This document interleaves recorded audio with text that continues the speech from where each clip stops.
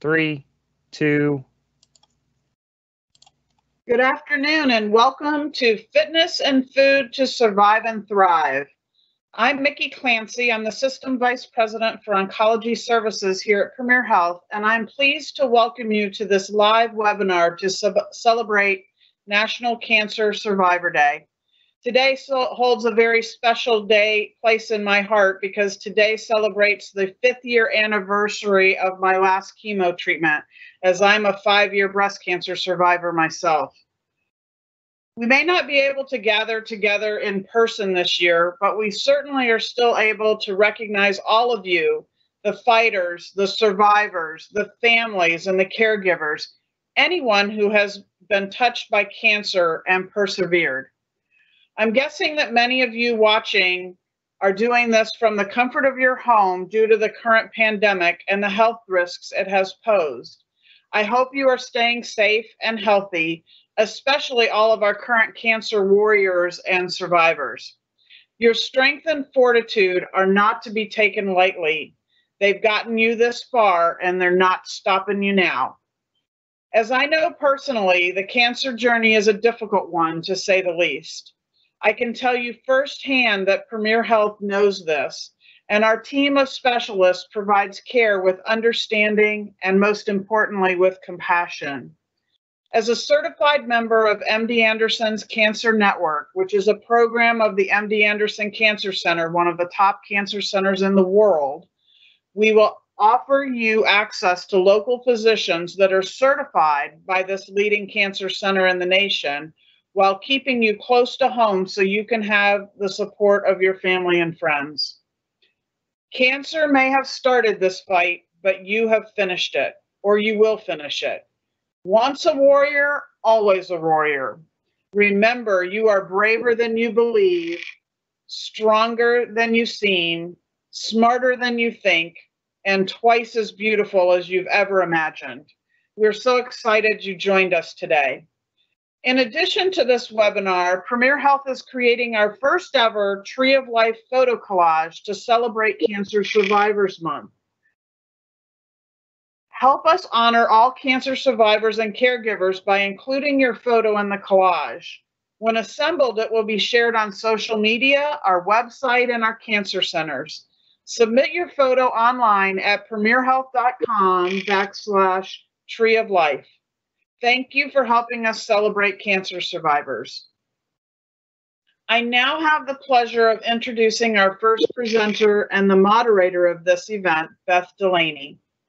Beth is a family nurse practitioner who focuses on the area of cancer survivorship, along with oncology, palliative care, and hospice at Dayton Physicians Network.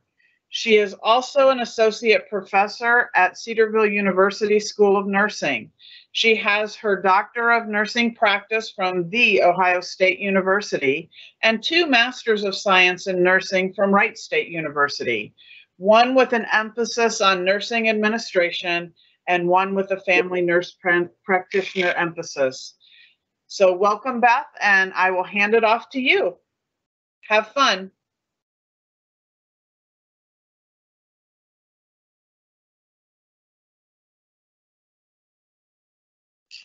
Hi, can you hear me okay? Yes. All right, so 1 second, I need to pull something up for us because I thought we were, I'm so sorry. Nikki sharing the slides. You need to share your slides. Okay, so we're gonna do that. And I am so sorry for the delay. I'm super excited to be here today. I'm going to try to share my screen. I'm going to bring up the PowerPoint, and hopefully this is the one. Perfect. It is. All right. So I'm making sure that you guys can see. And I'm chatting to be sure that's true. And it looks like, okay, great. All right, so here we go. So I'm super excited to join you today. And I'm so sorry that we've had this technical little glitch really quick. Here we go. And it's not going down, Justin. I'm so sorry. There we are. Thank you. We want to let you know as we get started and we're moving along that you have the opportunity to type questions on the side panel. So hopefully as we move through the presentation, you'll be able to answer your question or put your questions in, and then we're going to take care of those toward the end. So please feel free to take a look at those. What I'm hoping to share with you today is, as a nurse practitioner who has been working with people who have a history of cancer and focusing more recently on cancer survivorship, I'm hoping that I'll do 3 things in just about 10 minutes. First, I'll help you understand what definitions are of cancer survivorship. There are many different definitions based upon what particular professional organization or how people see themselves, but I kind of want to give some definitions out there so that we can kind of all be on the same page. Secondly, I'm hoping that you can understand that there are some common survivorship concerns that many cancer survivors think about, but maybe don't share with their healthcare providers. So I'm hoping to shed some light on that and then hopefully build a bridge for you to have further discussion with your healthcare team. And finally, I'm excited to introduce that there will be some healthcare or healthy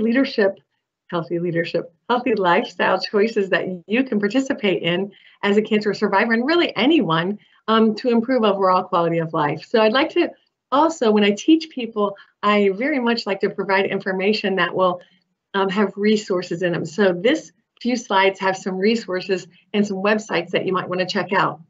This first common meaning of survivorship is from the American Society of Clinical Oncology, and that's on cancer.net. Some people think of cancer survivorship as a person who has no signs of cancer or they finished their treatment. Also, another definition, this is the one that we use at Dayton Physicians Network, is that it's a person who's living with, through, and beyond cancer. This means that cancer survivorship starts at diagnosis. It includes people who receive treatment over a longer period of time. And receiving the treatment is the hope of lowering the chance of the cancer coming back or to keep the cancer from spreading. The American Cancer Society first also provides some definitions for us, and if you are interested in the website or haven't checked that out, it's cancer.org. They say that a survivor might have different meanings when they're thinking about their cancer. Some refer this to any person who's ever been diagnosed with a cancer. Some say it's a person who's completed cancer treatment. And the biggest and most important thing I think when I think about this slide is, please remember that this whole world of cancer survivorship, although it's been around for a few years, in the community, we're just learning more to dialogue with providers. So we as providers are trying to get better at providing cancer survivorship interventions and talking about it. So work with your provider because they might be learning in this particular area as well. Now, cancer.gov is the National Cancer Institute. And what I really liked about, not only do they publish a brochure called Facing Forward, Life After Cancer Treatment, they talk about cancer survivors, but on number 2 on this slide, you'll see that they're also including family members, friends, and caregivers as part of the survivorship experience. You know, if you've ever had a loved one diagnosed with cancer, you know that how important that the family and friends support circle actually is. Now, why is this all important in addition to understanding the definitions? Well, it's also important because as of January 2019, there were an estimated 16.9 million cancer survivors in the United States. And we anticipate moving forward, and this slide is from the National Cancer Institute, that cancer survivors by 2040 will be at 26.1 million in the United States. If you also looked at the cancer.net and the American Society of Clinical Oncology, they would tell you that there are 3 phases of cancer survivorship. And I'd like to talk about this because maybe different interventions are applied at different parts and places of the survivorship journey. So number 1, there's active survivorship, which starts at the diagnosis and goes through the end of the initial treatments. Cancer treatment is really the focus of this active survivorship phase. Number 2, there's extended survivorship. That's really after you've completed all those initial treatments and the months that are right after. Then they identify permanent survivorship as when years have passed and cancer treatment has ended. This is where there's a chance that, there's a less chance that the cancer would come back, but people could possibly experience long-term effects from either the cancer treatment, different modalities that they experience, and we're still having to work on quality of life associated with that. Now, what I'm going to share with you in the next few slides is this. All of those resources talk about common cancer concerns, survivor concerns. One of the things that I've had the opportunity to learn when working with people is that they don't realize that some of these common cancer survivor concerns are common. You are not unusual. You are not different. Many people come to my survivorship visit and all of a sudden they're starting to learn about common concerns, and they literally break down in tears because they thought that they were unusual or they had not really talked about these things with their healthcare team. So today, that ends for anybody that's listening, because we want you to be aware of these common concerns and we want you to talk about it with your team. So I've grouped these concerns. So first, the physical concerns, and these are the ones that most commonly people have talked about, like side effects from treatment, like peripheral neuropathy from chemotherapy or fatigue from radiation therapy, discomfort from surgery, taste changes from chemotherapy, lymphedema. Maybe it's a swelling in an extremity or somewhere where there's been a cancer surgery and it's affected our lymph system. Another subcategory of physical things has to do with sexual concerns. Sexual concerns are much a part of us as humans, but again, this is not something that is often discussed, maybe in that interaction between you and the healthcare provider for a lot of reasons, but our treatments can affect reproductive organs inside a person's body. What happens in the cancer experience can cause emotional connections with your significant other, maybe to feel different. There could be body image changes from the treatment, from surgeries, from chemo, radiation. All of those things have the ability to impact our sexual function, which is really important. So I want to let you know those are important things too. The other next category that I'd like to tell you that I've witnessed personally and I've seen in the literature is emotional things, anxiety, depression, thoughts of what am I thinking? And the other thing I want to say about this particular area is if you've experienced old hurts, old trauma, PTSD, grief, it's not uncommon for patients to tell me that when they got diagnosed with cancer, those old things came back and they thought of them all again. So emotional coping and concerns are very real. The other thing that I've heard expressed from patients and I know is in the literature is spiritual concerns. What is my life about? Why is it important? I'm angry with God. Once I've completed my cancer treatments and I've had a cancer diagnosis, I look at things differently than I did before this experience.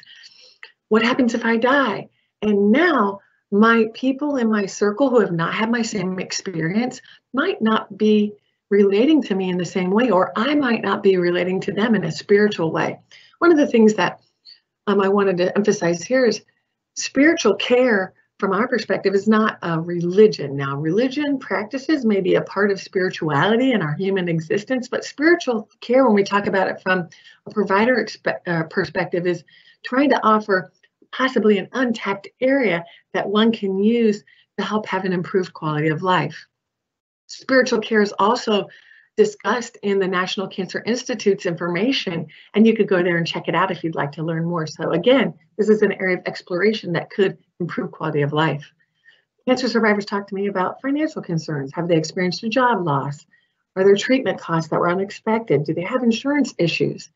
And the last area I tried to kind of put together is practical concerns. And these are a combination of things that we've witnessed, but physical symptoms like joint stiffness that now don't allow me to babysit my grandkids, lymphedema that causes my arm not to work as well because I'm a physical therapist and I can't help patients the way that I like. I was on the computer a lot before, but now I have peripheral neuropathy in my fingertips, and that's part of my job, so I can't feel my fingers, so that's difficult to be on the computer. Or, gosh, Beth, all of those really great cancer survivorship concerns and stuff are wonderful, and their technology, but I don't even have internet access, and I don't have paper or access to the things that you're talking about, so how am I supposed to know? And that is a concern. All of these group together to what I hear commonly from cancer survivors is, why didn't anybody tell me about this? And the issue is that many times we're focused on what we need to do to arrest or stop that cancer, and we don't have enough time to dialogue. But this stops today. We want to make sure that people understand that cancer survivors have things like what we call the new normal. They're not alone. Cancer survivors have experienced a lot of different things and their feelings are not uncommon. So we want you to know that oftentimes this new normal is something that persons are getting adjusted to.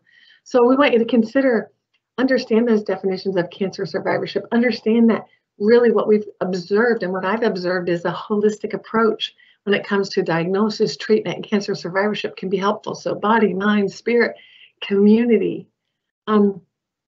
Remember, people who haven't been through what you've been through might look at things a little different than you. So a lot of times we have to extend patience and grace to one another because we're all trying to learn what this new normal is for your significant others and for you. And also previous coping mechanism, maybe that worked for you in the past and or were unhealthy might not work now. So exploring new ways to coping is a great thing if you're open to that. Again, if you do not have access to technology, we need to work with you to help do these things without the technology or help you gain access. I provided this resource to you today because it's a pretty exhaustive list of late and long-term effects of cancer and cancer treatments by body system. So I thought that could be useful to you, and it's housed again on cancer.net, which is the American Society of Clinical Oncology site. Now we're going to transition into the next speakers. But one of the things that we're trying to do in cancer survivorship is to help people understand that healthy lifestyle choices make a difference. Healthy lifestyle choices have been shown to improve quality of life, to reduce anxiety and depression, to, in some instances, reduce the possibility of recurrence, and to reduce the possibility of developing other cancers. And I'm going to give you the quick bullet list, and then we're going to get into some specifics with the other speakers. But first, tobacco use. Yeah, we don't believe that tobacco use is helpful, and it's in the literature. So tobacco use and vaping are probably not for cancer survivors. Again, alcohol use. This is a big topic that I talk with patients about. It's very limited in the research now, but probably for girls, no more than 1 alcoholic drink a day. For guys, 2 a day, and then probably not every day of the week, but that's a place where the research is still developing. We know that healthy diet choices, and Dr. Marinella is about to talk with us about that, can have an impact on quality of life and health. We know that increased physical activity also is playing an important part as exercise is medicine now. And we know that integration of purposeful, emotional, and spiritual practices and coping mechanisms can be useful to increase quality of life. So again, I'd like to summarize again those cancer survivorship definitions to become familiar with them. I don't know what that is for you, but to understand that cancer survivors have some common concerns. They're trying to create a new normal, and we're hoping that we can help you get some really great resources today. So this is a start. Thank you for listening to me. And right now we're going to be transitioning to Dr. Marinella. Dr. Marinella, Mark Marinella, is a medical oncologist at Dayton Physicians Network. He's a graduate of Wright State University School of Medicine and has completed his residency at University of Michigan. Dr. Marinella is a board-certified internal medicine and medical oncology doctor. He's the chair of the oncology committee at Miami Valley Hospital. Dr. Marinella is one of those MD Anderson certified doctors like Mickey was speaking about. Dr. Marinella also is an author, and he's written a book called Metronomic Phytonutrition: How Daily Regular Intake of Plant-Based Food May Decrease Cancer Risk. He's also a wonderful colleague, and it's my great pleasure to introduce you to Dr. Marinella. There you go. Mark. My turn. Okay. I'm going to stop sharing my screen. You're going to see my bald head here in a second, everybody, I think, hopefully. I don't have slides. So, am I good? Okay. So, thank you. That is a very generous introduction that Beth gave me. I appreciate it. Thanks for having me. So, I have 12 minutes. And as people know, sometimes when I get on something, I don't shut up, but I will stop after the 12 minutes. I don't have any slides, so you have to look at me here. So sorry about that. So I'm going to talk a little bit about nutrition and survivorship, but first, what I view for survivorship as, not only somebody who has been treated and perhaps has had a tumor taken out and has no evidence of disease, patients sometimes now are living long periods of times and are on ongoing maintenance treatment, whether that be immunotherapy or other drugs. So those are survivors too. So survivorship is a fairly broad term. So in any event, I'm going to break this down into about 3 or 4 sections that I thought were important. I'll only be touching on them, and I'm happy to discuss with anybody at the end or offline if anybody has any questions. So as far as an overview, when it comes to nutrition and cancer, there's a lot of information out there that is on social media and other media, Facebook, Instagram, that can be misleading. So what I say is always look at a person's credentials first. I mean, is this just some guy who has a lot to say? And, you know, because sometimes the nutrition aspect can be overblown. So just be careful of your sources. In any event, there is published data, and that's what I like to stick to. I am a physician, that plant-based diets, not plant-exclusive necessarily diets, can decrease the risk of cancer in the first place and may improve prognosis in some cancers. In any event, people will ask, well, should I be a vegan? Should I be a vegetarian? Should I be an omnivore? Should I be keto? Should I be whatever? Those are all debatable, and we're not here to talk about those. What I would say, based on the literature, is a plant-based diet, not necessarily plant-exclusive. Look to the Mediterranean diet, in my opinion, although people will debate that, probably is one of the healthier constructs to look at when you're formulating a diet. But plant-based basically means, you know, the base of your pyramid will be fruits, vegetables, spices, seeds, nuts, healthy oils, especially olive, to form the base of your diet. The data published in the peer-reviewed medical literature is strongest for breast, colon, and prostate that the impact of nutrition has. This may in part be due to these tumors being driven by adipose tissue or fat, as fat tissue or adipose tissue has been called a secretome, where fat cells can release inflammatory chemicals that could actually cause growth of tumor cells. So much of the data on diet and prevention of cancers or decreasing the risk of recurrence is for breast, colon, and lung.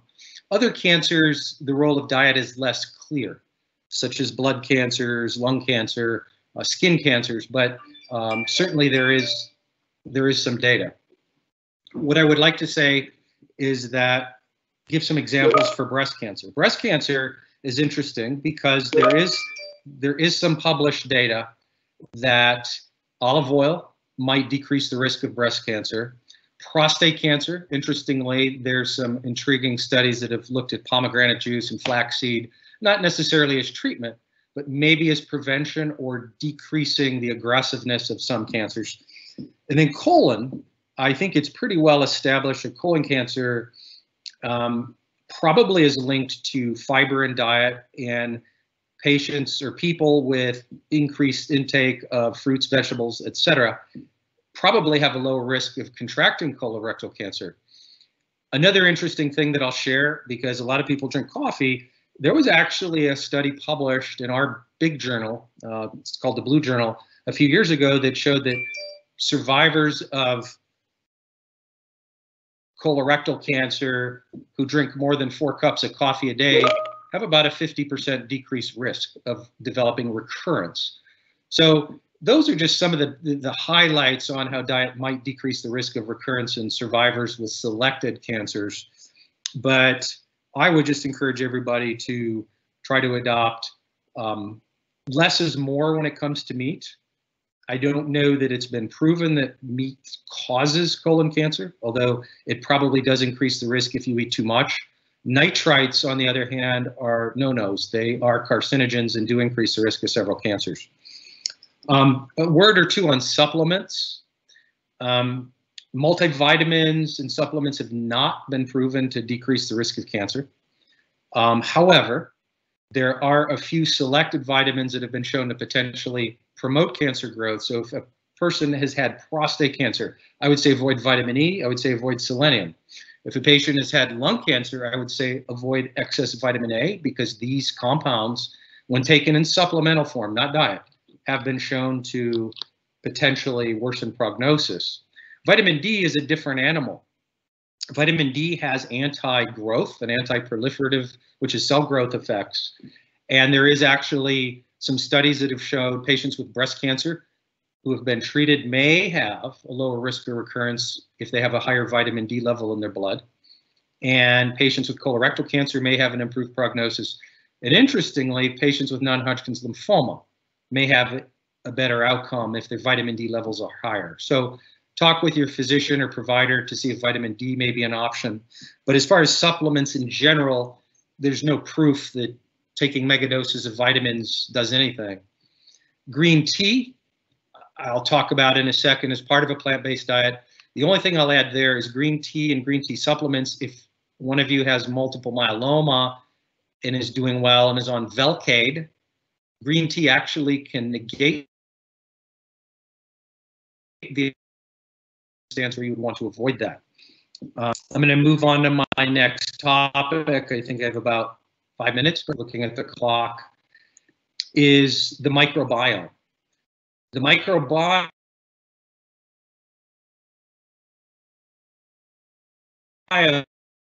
real quickly, the microbiome is this population of bacteria, viruses, fungus that lives in the large intestine. And the genetic diversity, the amount of genes, DNA, etc., in the microbiome with all these bugs, if you will, is more than all the genes in a human. So all these bugs, it's been found there's good ones and there's bad ones. Bottom line, you can foster good ones, or good bacteria, good fungus in your gut by eating more plant-based diet. You can increase the bad ones by increasing meats and processed foods. So there's pretty good literature on this. And the other thing is, if you're a survivor and happen to be on immunotherapy, if any of you are on Opdivo or Keytruda, there's actually data mounting and being published. It's debatable, but it looks like it is significant. The patients with the bad bacteria, which diet can influence, may not respond as well to immunotherapy and may have a worse prognosis. So I would say, based on that, I tell my patients to avoid a lot of meat and eat more fiber, vegetables, fruits, nuts, seeds, spices, etc., and decrease on meat. Not necessarily cut it out, but don't make that the core part of your diet. Also avoid unnecessary antibiotics. So it's important to, be judicious in our use of antibiotics, is that can make the microbiome go from good to bad. Last couple minutes. The other hot topic in nutrition and cancer is something called caloric restriction. Caloric restriction basically is decreasing calories, and it is something on Instagram and it is something on Facebook and in the social media that, oh my gosh, everybody should fast because this stops cancer. Sugar causes cancer. I would say it's not that simple. I eat candy, I eat ice cream, I love ice cream. But the whole sugar and cancer thing is kind of complicated. I'm not going to talk about the Warburg effect and oxidative uncoupling and all that. But what I would say is that there is some mounting evidence that decreased calories might prevent cancer, or in patients with cancer might improve their outcomes during treatment. And some of this is based on Japanese data, where Japanese patients and people often live longer, but they consume less calories than those of us in America. So I do think it's worth discussions with your care providers about intermittent fasting. And this is not a seminar on that, but it can be safe and it may be useful in the right settings, and it is safe in the right patient. The other way of caloric restriction is to, on a few days of a week, just decrease your calories. You can eat the same amount of food, but depending on the caloric density, decreasing the caloric dense foods like chips and meat and all that, and maybe eat more fruits and vegetables, may also provide benefit to cancer patients. It may decrease treatment toxicity. So, the whole caloric thing is, when somebody eats a lot of food, over a long period of time, I'm not talking about one meal, there is thought that this increases insulin, and then insulin can stimulate release of things called growth factors that can cause cells to proliferate. So while not a cure-all, it may be a tool that one can use to improve their prognosis or decrease the toxicity of their treatment. But I would talk to your oncologist specifically about that, but this is a hot topic. So to boil it down, I would say that I think it's pretty accepted that eating a plant-based diet, and I say based because, you know, you don't have to eat a Mediterranean diet. I'm Italian, so of course I'm partial to that, but you know, you can eat an Asian diet, you can eat an American diet, you can eat a Middle Eastern diet, but base it on plant-based stuff, i.e. vegetables primarily, fruit, seeds, nuts, oils, all of them partial to, we can debate that, green tea, black coffee, etc. Exercise, which an expert will be, Christine will be talking about in a minute, also compounded with diet, may be synergistic or at least additive. So those are my thoughts. If anybody would like to talk with me online, I'm easy to access. And I will do a shameless plug for my book. There we go. But I thank you for your attention, and Nicole and Nikki and Justin and Christine and Beth, thank you for having me.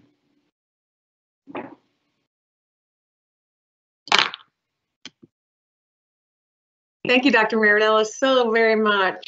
Our next presenter is Christine Broomhall. Christine is a registered nurse and exercise physiologist in the oncology exercise program at Miami Valley South. Christine has her master's degree in exercise science and health education from University of Dayton. She also has a Bachelor of Science from Exercise Science from Ohio University and a Bachelor of Science in Nursing from Wright State University. Christine's also an adjunct instructor in the University of Dayton Health and Sports Sciences Department. Welcome, Christine. We're so excited to hear from you. Hello, can you hear me? We can. Great. It is with gratitude and excitement that we celebrate each of you today and every day, your resilience, your strength, and your hope. So thank you for being here. It's my hope that after this brief introduction to integrative therapies and viewing exercise as medicine, that you will begin, if not already doing so, view physical activity as essential and taking your daily prescribed dose of exercise.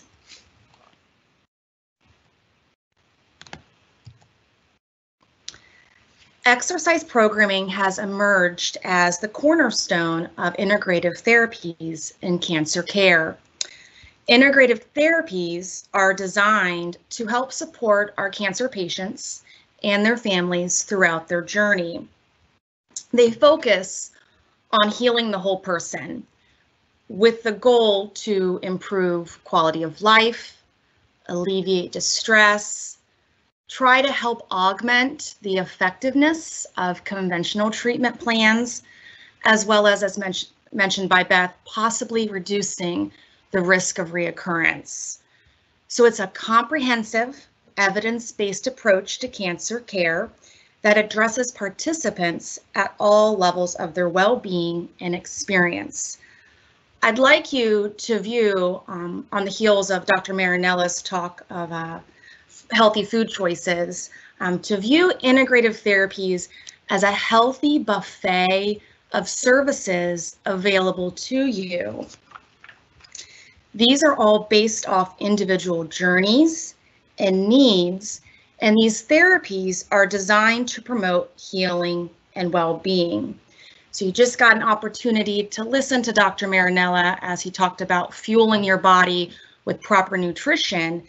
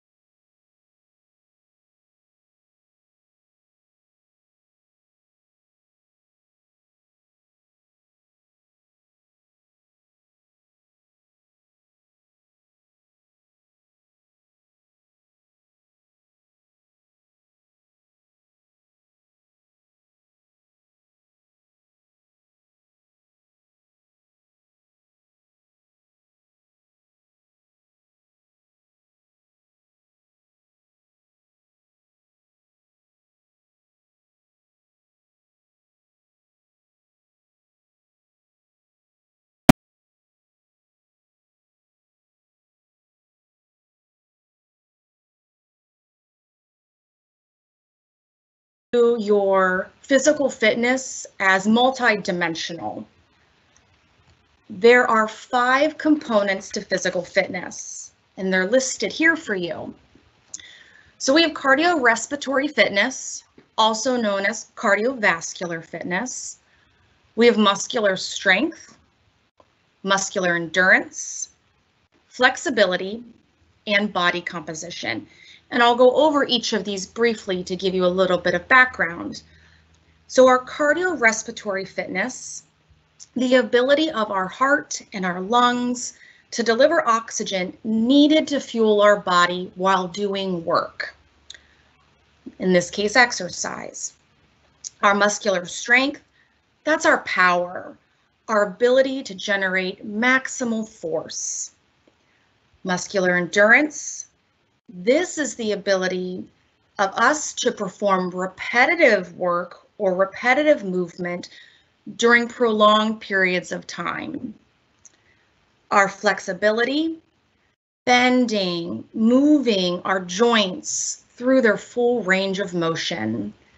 And last but not least, our body composition. What's our makeup?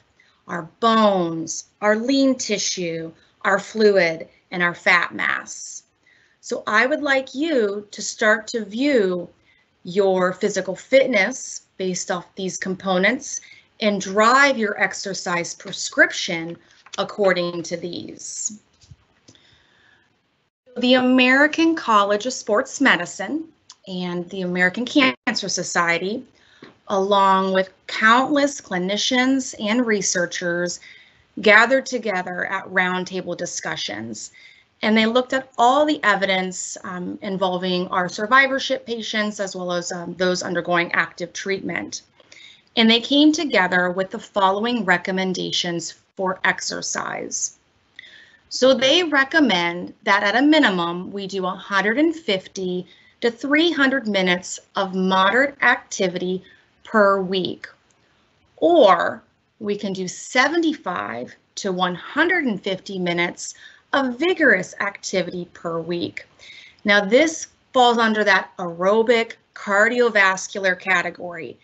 This is in addition to strength training, working on that muscular endurance, that muscular strength, at least 2 times a week.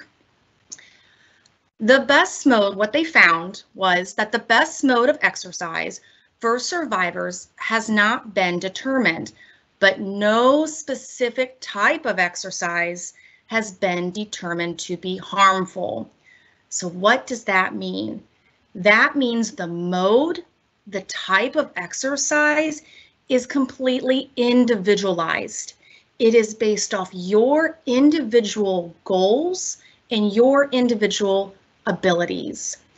Keeping in mind, focusing on those 5 components of physical fitness, really trying to prevent loss of strength and loss of endurance. So the Exercise is Medicine initiative is just this call to action to create the infrastructure, the cultural adaptations that are needed so that people surviving and thriving beyond cancer are as active as possible. As always, given the diversity of tumor types, side effects of different cancers, as well as the comorbidities that may affect exercise habits, it's really important to speak one-on-one with your physician or your healthcare provider before beginning any formal exercise program. So again, we know there's evidence to support exercise, and by utilizing these ACSM and ACS guidelines, we're seeing not only exercise as a preventative measure in several types of cancer, but also, again, as Beth mentioned, possible improved survival rates. And the 3 most common cancers we're seeing that in right now, per the research, is your breast, colon, and your prostate. So lots of evidence to help us reduce our cancer-related fatigue, our anxiety, our depression, our lymphedema, particularly with resistance training, and then lots of evidence supporting increases in physical function and our quality of life. So we know the history of the role of exercise, and we know the direction, kind of utilizing this exercise as medicine initiative. As we move forward and you consider adopting daily doses of exercise into your lifestyle, I want you to think and be fit. F-I-T-T. F-I-T-T. Think and be fit. This is a really great, simple, basic way to begin your exercise prescription. It's an acronym, and if you haven't noticed yet, us medical professionals love our acronyms. So F, frequency. How many days a week are you exercising? 3 days, 5 days? Are you giving yourself a day of rest when you need it? Intensity. This is multifactorial, but how hard are you working? What's your exertion level? Is it light, moderate, hard? There's several different ways to measure intensity. I'll just give you a couple quickly here. Probably the quickest, easiest thing to do is the talk test. You should be able to have a conversation while exercising. Shouldn't be gasping for air every few seconds, okay? Other pieces of intensity, something called ratings of perceived exertion, or RPE. It's a subjective scale, and it's kind of, again, focusing on how hard do you feel like you're working. And probably the most scientific numbers-based method is going to be a heart rate or a target heart rate zone. Again, guidance from your physician and healthcare professionals is crucial when establishing a target heart rate because a lot of variables go into that. And the last letters, T for type, we talked about mode. So whether that's walking, swimming, dancing, lifting, all different forms of exercise available to you, as well as time or duration, okay? So keeping in mind those 5 components of physical fitness, keeping in mind the 150 to 300 minutes per week, and then thinking and being fit. So in closing, exercise is for everybody, or play on words, exercise is for everybody. No matter where you are in your journey, every person can experience the benefits of physical and psychological benefits with even modest levels of exercise. So in closing, I encourage you to be curious and purposeful with your movement, centering in and focusing on your breath. Let that be your guide. And of course, finding joy, finding something that brings you joy as you think and be fit. So that's all I have for you today. Christine, thank you so much. We have just a few moments for questions, and so I'm going to go ahead and open the question time. So the first thing I'd like to share is, as a healthcare provider who's worked in oncology for many years, you can now see that when you talk with healthcare providers and you ask them questions about a lot of these different topics, it is a wide variety of research that is continuing to grow. So when a healthcare provider in the world of oncology says to you, I'm not sure, they're not trying to not value maybe the therapy, or they're not trying to value your opinion. They probably really don't know, because literally, and I can see Dr. Merrill shaking his head, there's so much to know. And now that we live in the information age, everybody has a lot of information at the fingertips, but being able to sift through what is important and relevant for you is very, very important. So it's about just opening that dialogue with your healthcare provider in a really positive way. So I wanted to start off the question time. So I've been monitoring the questions, and thank you for sending those in. 2 things in the question area. First, we wanted to, thank you for being with us on this first attempt at a webinar series. And we had a couple of rough things at the beginning, so that's my fault. We'll try to do better and smoother at that. But not only are we interested in your questions, but what other topics might you be interested in from a cancer survivorship perspective, or something else you'd like to learn about? And was this format helpful and useful to you? And if that's true, then go ahead and write that topic in the question time while we're going through these. So first, I'd like to take a couple of questions to Dr. Marinella. Dr. Marinella, you didn't have to give a shameless plug for your book because I was going to plug it for you. It's a great book. And what we do need to shame Dr. Marinella into doing is to updating his book. And I regularly doing that, so he's not surprised by me saying that. You can get Dr. Marinella's book on Amazon. So if you just go to Amazon and put in Mark Marinella diet, it will come up. So I think it's a great book because it summarizes why a plant-based diet could be useful in the front part of the book, and then it goes through food topics. So I think you might enjoy it if you really like that topic of food. Dr. Marinella, I had a couple of questions that were a little bit specific, so I'm going to give you all three and then let you just respond. First, there was a question about any things that people could do who have had intensive chemotherapy for vision, any diet changes for vision. Secondly, in that same line, somebody said, so coffee's okay, right? So coffee's okay. And then finally, I think a breast cancer survivor wants to know about, is there any specific diets or vitamins that you've read about to avoid? Okay, vision, I don't know. You know, there's talk that certain phytonutrients in green vegetables may help patients with macular degeneration, but I'm not aware of anything that would reverse vision loss, and it would depend on the cause of vision loss. You know, if it was corneal inflammation or retinal. So that one's a little tough, and I would probably defer to an ophthalmologist. As far as coffee, yes, coffee's good. I mean, coffee, and it's been shown too that decaf coffee is healthy, and it's the different phytonutrients. There's thousands of them, compounds in coffee that have been shown to not only help decrease risk of cancer, but also type 2 diabetes. That's pretty solid. Parkinson's, pretty solid. Cancer of the liver, pretty solid. So yes, coffee's good. If you're not a coffee drinker, you know, I'm not saying you got to go out and start doing it, but decaf is okay. I try to stay from the naturally watered decaffeinated as opposed to methylene chloride decaffeinated. And then lastly, for breast, what to avoid? I would avoid taking expensive supplements.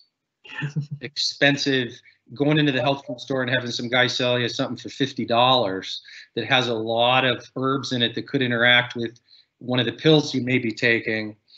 I think turmeric as a supplement is pretty good. I think vitamin D is pretty good. Fish oil is debatable. I think that's pretty good. But when you get into these compounded things with mega doses of herbs, you just don't know what's in there. And high doses of vitamins, again, if I would avoid, but I'll stop there. Thank you so much. That's a great start. Christine, there was one of us that said, and I'm looking in the questions that said something about the call to action. I think that was you, Christine.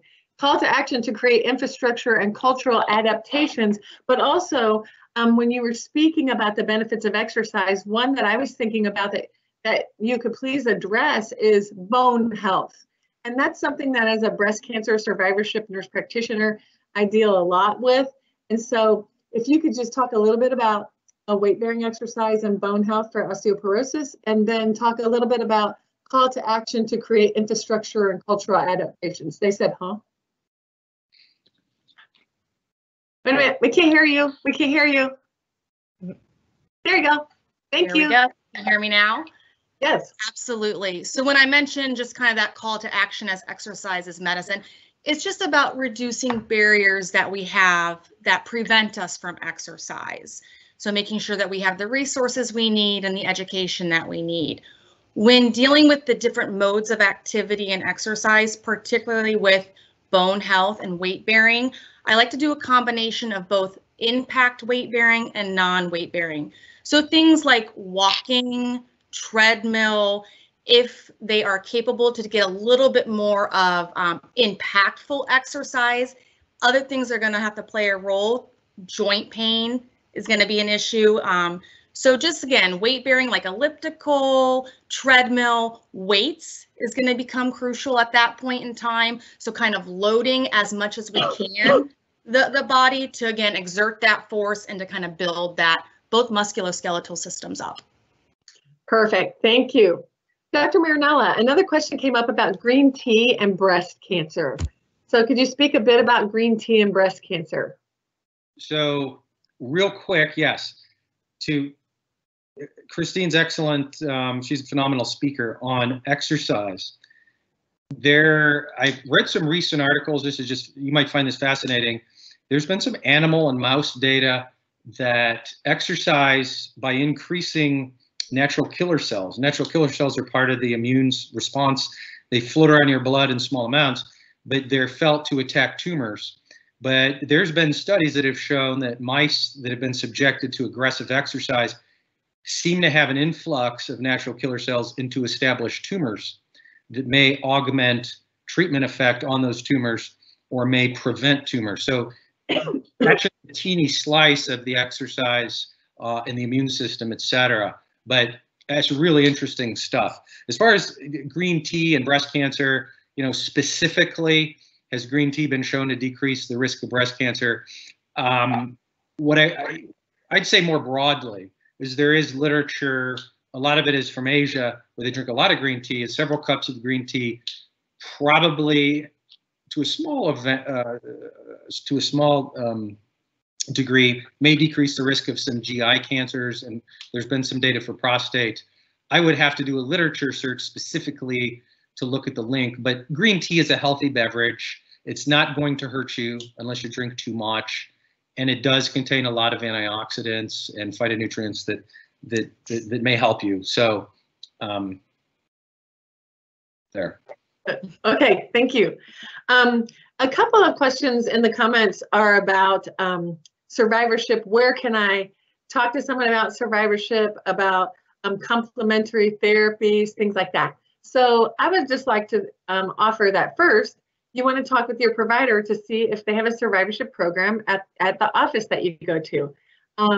At Dayton Physicians and in conjunction with Premier Health, we are working together to continue to grow in the area of survivorship. If you would just ask your provider, they might have recommendations. The American Cancer Society has the Cancer Survivors Network. And so if you went on that cancer.org, you'll be able to learn more about that. All of those websites that I shared with you have cancer survivorship information. But talking with your provider is the first step to probably figuring out what local resources are available. Additionally, when I work with, and one of the questions that might be for future topics is how does a cancer survivor start to lose weight if they are interested in weight loss now that they've come to this part of their journey? And so today, we didn't have the focus of the webinar, but certainly that could be a future topic of weight loss and getting to a healthy body weight. So the first thing I would recommend as a survivorship nurse practitioner is getting a consult with a dietitian.